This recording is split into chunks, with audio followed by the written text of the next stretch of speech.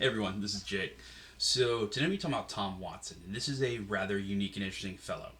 So he kind of is at the crossroads of everything going down in Georgia.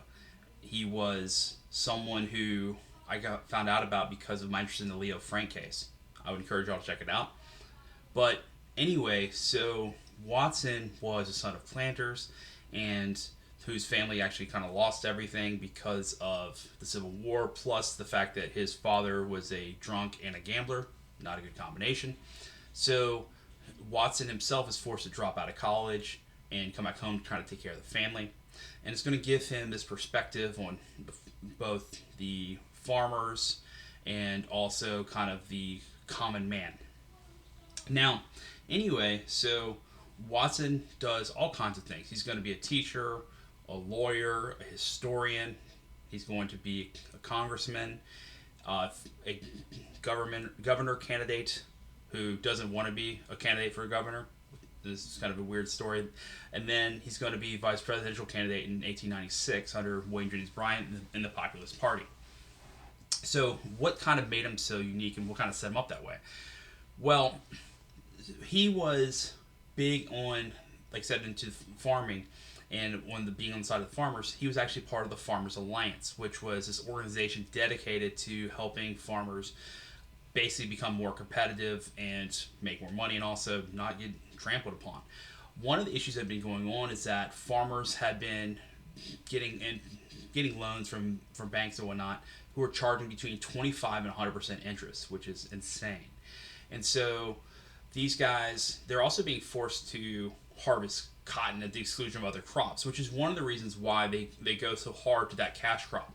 And it's also going to be one of the reasons why we're going to see so much anger, because we're going to see the price of cotton tank, especially in the 1880s, and we'll see it tank multiple other times.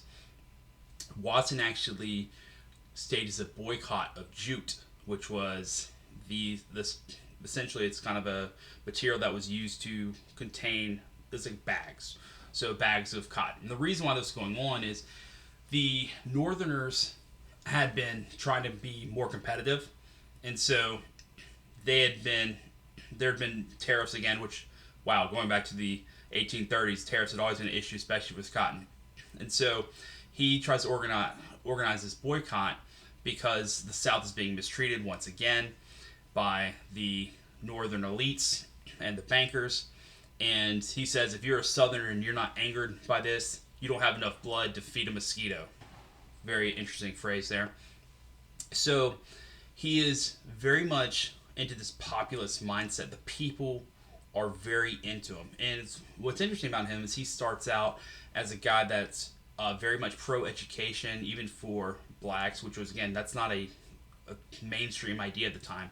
Then he's going to completely flip later and become a huge anti-Semite and also a huge racist, which is very strange. But anyway, so he's got these populist leanings, and he's kind of the megaphone for the people. And this is why he gets chosen to be the vice presidential nominee under William Jennings Bryan. He is a free silver guy. He was, again, against the banks. He was for the people, and also, he didn't think it was right that we would be going to this gold standard, which, again, the whole crime of 1873 thing, not a fan. Not a fan at all. And so Watson is becoming more and more powerful because of his stances like this, which resonate with the common man, because they're not liking what's happening. They're going through severe economic hardships. They're seeing the wealthy and elite get more and more money. And also it ties into the Leo Frank case, because Frank himself was a rich factory owner. But anyway, so he's able to bring these people together and ends up becoming a candidate repeatedly for different political office, but additionally becomes kind of a kingmaker. So if you want to become a guy in Georgia, you had to go through Watson.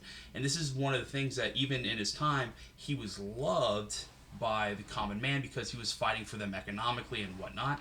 But he's also really against the big business and against the intelligentsia. He kind of goes against both of them. And it's very strange that he is for all these, every man, and for education, but at the same time is going to fight against it. And it's really kind of this interesting thing about the South and all the contradictions thereof.